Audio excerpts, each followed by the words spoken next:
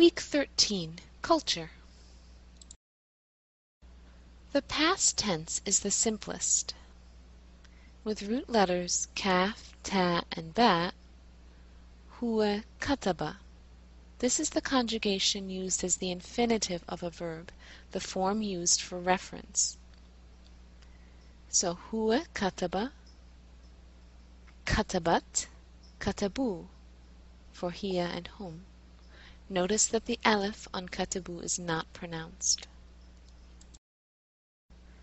Ana katabtu, anta katabta, anti katabti. The rest of the conjugations are in your book on page 186. Notice that they only have suffixes, not prefixes. Katabtu kitaban, ma katabtu kitaban. You know several verbs. How would you take the roots of these verbs and create nouns? For example, eat, eating, write, writing, to study, study, etc. There are several patterns for the masdar or verbal noun. Kataba, kitaba, darasa, dirasa, or dars. Dirasa means the act of writing and dars means lesson. Akala, akal. Shariba, shurb. The best thing to do is memorize each one as you need it. Adjectives must agree with nouns in several ways. Let's take a look at the first, gender. Waladun saghirun, bintun saghiratun. The adjective also has to reflect the number of the object or people that are being described. The ending doesn't always necessarily match up. It does with Beitun Saghirun, but for example, Buyutun Saghiratun, since non-human objects take a feminine singular plural, this is the matching ending even though it's not technically a plural ending. Beitani Saghirani. Notice the different pronunciation of ani and ani because the ra in saghir pulls the aleph to the back. This happens with some other letters also, like qaf, sad, ta, dha, etc.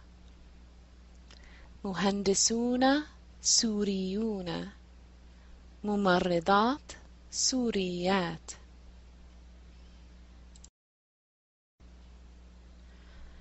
If a noun is definite in any way, whether with L or any other definite marker, the adjective must also have a definite marker. So let's look at Beitun Jadidun, which is indefinite, versus El Beitul Jadidu. Notice both of these words have L. Beitu Ukhti El Jadidu. So here, although we don't see a definite marker on Beit, it's in an idafa with ukhti, so it's necessarily definite. It's the house of my sister, even though the article el is not there. And so jadid must be marked with el. The last way that an adjective has to reflect the role of the noun is in terms of case.